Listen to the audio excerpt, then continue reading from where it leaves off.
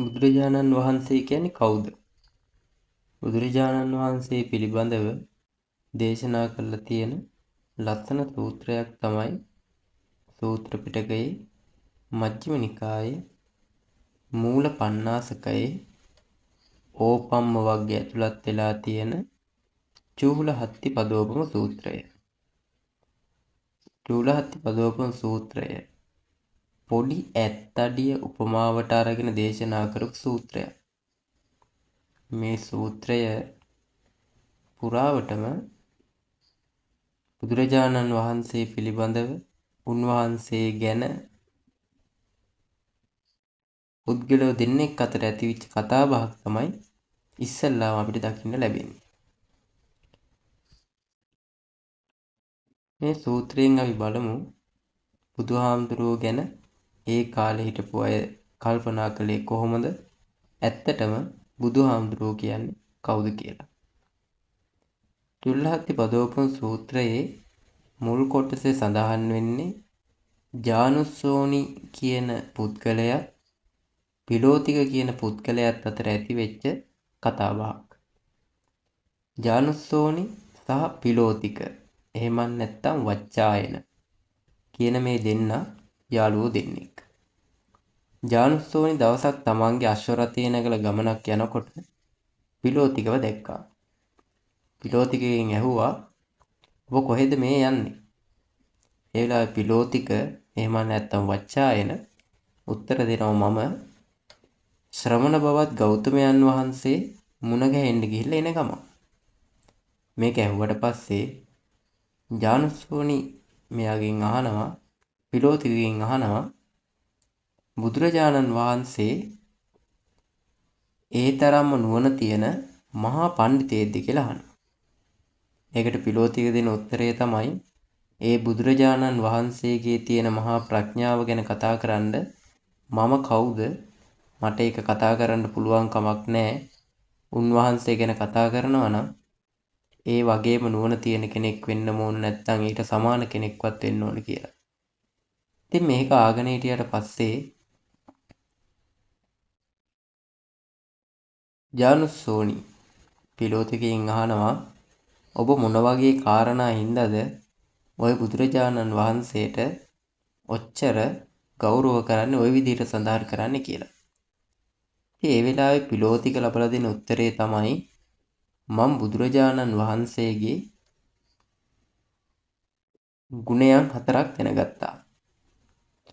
හරියට ඇත්තු හොයාගෙන කැලේට පිවිසෙන පුද්ගලයෙක් ඇත්තුන්ගේ විශාල අඩි දැකලා මේ කැලේ විශාල ඇතෙක් ඉන්නවා කියලා විශ්වාස කරනවා වගේ මමත් බුදුරජාණන් වහන්සේගේ ඥානපද 4ක් ගැන දැනගත්තා. ඒ ඥානපද 4 දැනගත්ත දවසේ මම තීරණය කළා බුදුරජාණන් වහන්සේ මහා ප්‍රඥාවක් තියෙන මහා නුවණැති පඬිතෙක් කියලා. මේ ඥානපද 4 හැටියට පිලෝතික සඳහන් කරනවා එදා කාලේ දඹදිව ජීවත් වෙලා හිටපු ශාස්ත්‍රීය කියන ගෝත්‍රයට අයිති පඬිත අය. ඒ වගේම බ්‍රාහ්මණ කියන ගෝත්‍රයට අයිති පඬිත අය. ගෘහපති කියන ගෝත්‍රයට අයිති පඬිත අය. ඒ වගේම ශ්‍රමණ පිරිස අතර ඉඳපු පඬිත අය. මේ කියන වර්ගේ 4ම අය බුදුහාමුදුරුවොත් එක්ක වාද කරන්න කියලා හිතාගෙන කල්ැතුව හැමෝම එකට එකතු වෙලා සාකච්ඡා කරලා මෙහෙම ඇහුවොත් මෙහෙම උත්තර දෙනවා කියලා කතා කරගෙන බුදුහාමුදුරුවෝ ළඟට යනවා. හැබැයි මේ යන වර්ග 4ටම අයිති හැමෝම බුදුහාමුදුරුවෝ ළඟට ගිහිල්ලා බුදුහාමුදුරුවන්ගේ දේශනාවන් අහලා වාද කරන එක පැත්තකින් තියලා බුදුරජාණන් වහන්සේගේ ශ්‍රාවකයෝ බවට පත් වෙනවා. උන්වහන්සේ ළඟ පැවිදි භාවයට පත් වෙනවා. මෙන්න මේ කාරණාව දැක්ක නිසා තමයි මම බුදුහාමුදුරුවෝ මහා ප්‍රඥාවන්ත නුවණැති පඬිතෙක් කියලා කල්පනා කරන්න කියලා පිලෝතික ජානුස්සෝනිට සඳහන් කළා. ජානුස්සෝනි මේ සියල්ල අහගෙන ඉඳලා තමන්ගේ ආසනයෙන් බැහැලා තමන්ගේ අශ්වරථයෙන් බිමට බැහැලා තමන්ගේ උතුරු සළුව ඒකාංශ කරලා පොරවගෙන බුදුරජාණන් වහන්සේ වැඩ ඉන්න දිශාවට හැරිලා තුන්වරක් නමස්කාර කරා ඒ භාග්‍යවත් වූ අරහත් වූ සම්මා සම්බුදුරජාණන් වහන්සේට මාගේ නමස්කාරය වේවා කියලා. මේම නමස්කාර කරපු ජානුස්සෝනි කියන පුද්ගලයා කල්පනා කළා කවදා හරි දවසක මම ඒ බුදුහාමුදුරුව මුණ ගැහෙන්න යනවා කියලා.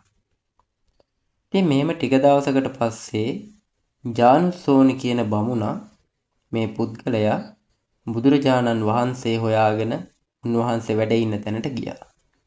ඉතින් මේ තැනට එනකම්ම මේ සූත්‍රයේ මුල් කොටසේ මේ ජානුස්සෝනිත් පිලෝතිකත් අතර ඇතිවෙච්ච කතා බහ තමයි විස්තර වෙලා තියෙන්නේ.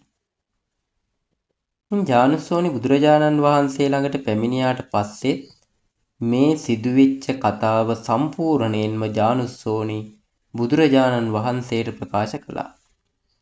ඒ ප්‍රකාශ කරන සියල්ල අහගෙන ඉඳලා බුදුහාමුදුරුවෝ සඳහන් කරනවා ඇත් අඩියේ උපමාව ඔතනින් සම්පූර්ණ වෙන්නේ නැහැ. ඒ විදියට සඳහන් කළාට පස්සේ තමයි ජානුස්සෝනි ඒ පිළිබඳව බුදුරජාණන් වහන්සේගෙන් තවදුරටත් අහන්නේ. චුල්ලහත්ති පදෝපම සූත්‍රයේ ධර්මකාරණා විස්තර වෙන්න පටන් ගන්නෙ මෙන්න මේ ස්ථානයේ ඉඳලා.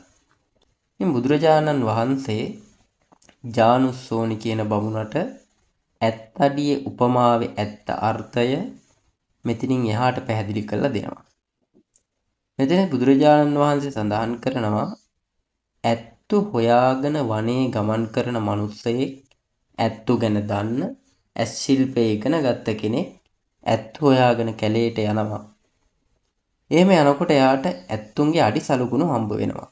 හැබැයි එයා මහ ඇතෙක් ඉන්නවා කියලා විශ්වාස කරන්නේ. තව ටිකක් ඉස්සරහට යනකොට උස්ස ගස්වල කොලාතු කඩලා තියෙනවා පේනවා. ඒත් එයා මහ ඇතෙක් ඉන්නවා කියන එක විශ්වාස කරන්නේ නැහැ. තවත් ටිකක් ඉදිරියට යනකොට දල වලින් ගස් වලට ඇනලා තියෙනවා මෙයාට පේනවා. ඒත් එයා මහ ඇතෙක් ඉන්නවා කියන එක විශ්වාස කරන්නේ නැහැ.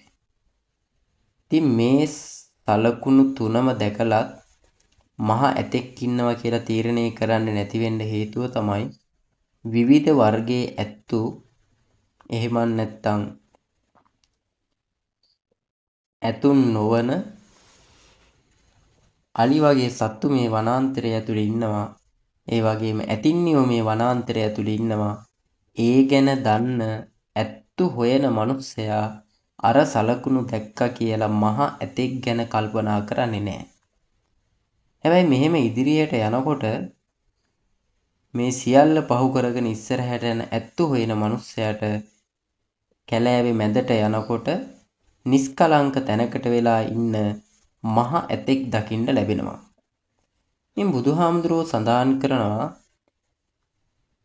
මම ගැන හොයන ධර්මයේ ගැන හොයන කෙනත් මේ විදිහටම ඒවා ගැන ගවේෂණය කරන්න ඕන. ඉතින් මේ සූත්‍රයෙන් ඉදිරියට බුදුහාමුදුරුවෝ දේශනා කරන්නේ බුදුරජාණන් වහන්සේ ගැන හොයන බුදුරජාණන් වහන්සේ ගැන කතා කරන පුද්ගලයෙක් මොන විදිහටද බුදුහාමුදුරුවෝ ගැන දැනගන්න ඕනි කියලා. බුදුරජාණන් වහන්සේ සඳහන් කරනවා බුදුහාමුදුරුවෝ ගැන දැනගෙන බුදුහාමුදුරුවෝ හොයාගෙන එන කෙනෙක් නම් එයා ගේ ජීවිතේ ගත කරන එකෙන් ඈත් වෙලා බුදුහාමුදුරුවෝ දකින්න අවශ්‍ය නම් පැවිදිභාවයට පත් වෙන්න ඕන. ඒ පැවිදිභාවයට පත් වෙන කෙනා පැවිදි වෙච්ච පමණින් බුදුහාමුදුරුවෝ දකින්නේ නැහැ. එයා ඊළඟට අකුසල් මේ සූත්‍රය ඇතුලේ අකුසල් භික්ෂුවක් විසින් දුරු කරන්න ඕනි කාරණා රාශියක් විස්තර කරනවා. ඒ සියල්ලම ඒ සියලු අකුසලයන් එයා දුරු කරලා දාන්න ඕන. ඒ සියලු අකුසලයන් දුරු කර පමණිනුත් එයාට බුදුහාමුදුරුවෝ ගැන දැනගන්න දකින්න හම්බ වෙන්නේ නැහැ. එතනින් එහාට ඇස කන නාසය දිව ශරීරය කියන පංචේන්ද්‍රියන්ට ලැබෙන දේවල් පස්කම් සැපයන් අස්තීරයි කියන එක දැනගන්නට ඕන. එහෙම දැනගත්ත කියලත් එයාට බුදුහාමුදුරුවෝ දකින්න හම්බ වෙන්නේ නැහැ. ඒ වගේම ලෝභය කියන අකුසලයේ දුරු කරලා දාන්න ඕන. ඒ අකුසල් දුරු කරා කියලා එයාට බුදුහාමුදුරුවෝ මුණ ගැහෙන්නේ නැහැ. ඊළඟට බුදුහාමුදුරුවෝ සඳහන් කරනවා පංච නීවරණයන් බැහැර කරන්න ඕන. පංච නීවරණය දුරු කරපු කෙනාටත් හරියටම බුදුහාමුදුරුවෝ කියන්නේ කවුද කියන එක දැනගන්න පුළුවන් කමක් නැහැ. පංච නීවරණ දුරු කරපු කෙනා ඊළඟට ප්‍රථම ධානය කියන ධානය උපදවා ගන්න අවශ්‍ය කරන කාරණා සම්පූර්ණ කරනවා. හැබැයි ප්‍රථම ධානය ලබාගත් කෙනෙක්ටත් ඇත්තටම බුදුහාමුදුරුවෝ කියන්නේ කවුද? බුදුහාමුදුරුවන්ට මොන වගේ මහා ප්‍රඥාවක් තියෙනවද කියන එක තීරණය කරන්න යාට පුළුවන් කමක් නැහැ. ඉතින් මේ විදිහට ဒုတိ ය ධානය, තෘතීය ධානය, චතුර්ථ ධානය කියන ධාන හතරම සම්පූර්ණ කරපු කෙනෙක් වුණත් එයා මේ බුදුරජාණන් වහන්සේ කියන මේ බුදුරජාණන් වහන්සේගේ ඥානයයි කියන අවසාන නිගමනයට එළවෙන්න යාට පුළුවන් කමක් නැහැ. ඉතින් මෙහෙම සතරවෙනි ධානයත් උපදවා ගත්ත කෙනාට ඉන් පස්සේ පුබ්බේ නිවාසානුස්සති ඥානය මම පෙර ආත්මේ හිටියේ මේ විදිහටයි කියන එක දකින්න ලැබෙනවා. හැබැයි පුබ්බේ නිවාසානුස්සති ඥානය උපදවා ගත්ත කෙනාටත් බුදුරජාණන් වහන්සේගේ ඥානය මේ වගේ ඥානයක් බුදුහාමුදුරුවෝ මේ වගේ කෙනෙක් කියන එක ගැන තීරණය කරන්න බෑ. ඊළඟට චුතූපපාත ඥානය මෙරි මෙරි ඉපදෙන විදිහ දකින්න පුළුවන් ඥානය උපදවා ගන්නවා. ඒ උපදවා ගත්තත් එයාට බුදුහාමුදුරුවෝ ගැන හරියට දැනගන්න බෑ. ඉන් එහාට චතුරාර්ය සත්‍ය පිළිබඳව අවබෝධය ලබාගෙන ඒ ගැන දැනගන්න පුළුවන්කම ලැබෙනවා. චතුරාර්ය සත්‍ය අවබෝධ කරගත්ත කෙනාටත් බුදුරජාණන් වහන්සේගේ ප්‍රඥාව මේ වගේ මහා ප්‍රඥාවක්, බුදුහාමුදුරුවෝ කියලා කියන්නේ මේ වගේ කෙනෙක් කියන ස්ථීර නිගමනයට පැමිණෙන්න පුළුවන් කමක් නැහැ. චතුරාර්ය සත්‍ය මෙනෙහි කරලා ඉදිරියට යන මේ පුද්ගලයාට ඉන් එහාට පුළුවන්කම ලැබෙනවා තමන්ගේ සිත තුළ තියෙන ක්ලේශයන් දුරු කරලා දාන්න, ආශ්‍රවයන් නැති කරලා දාන්න ආසවක්ඛ්‍ය කියන ඥානය උපදවා ගන්න. මෙන්න මේ ආසවක්ඛ්‍ය කියන ඥානය උපදවා ගන්නවත් එක්කම තමයි එයාට කැලේ මැද ඉන්න මහා ඇතෙක් දකින්න ලැබෙනවා වගේ බුදුරජාණන් වහන්සේගේ ඥානය මේ වගේ ඥානයක්. බුදුරජාණන් වහන්සේ කියලා කියන්නේ මේ වගේ උත්තම පුද්ගලයෙක් කියන එක යා තේරුම් ගන්නේ නිවන් අවබෝධ කරගන්නවත් එක්කමයි.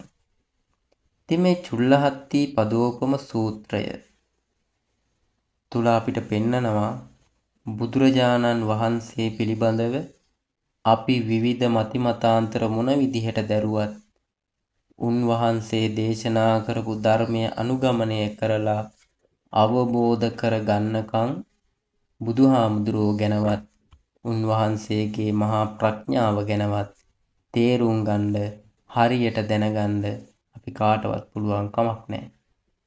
ඉතින් මේ චුල්ලහත්ති පදෝපම සූත්‍රයෙන් අපිට කල්පනා කරන්න ගොඩාක් දේවල් ඉතිරි කරලා තියෙනවා. ඒ නිසා ඔබත් ත්‍රිපිටකය නැවත නැවත පරිශීලනය කරමින් ධර්ම කාරණා පිළිබඳව නිවැරදි අවබෝධයක් ලබා ගන්න. හැමට තෙරුවන් සරණයි.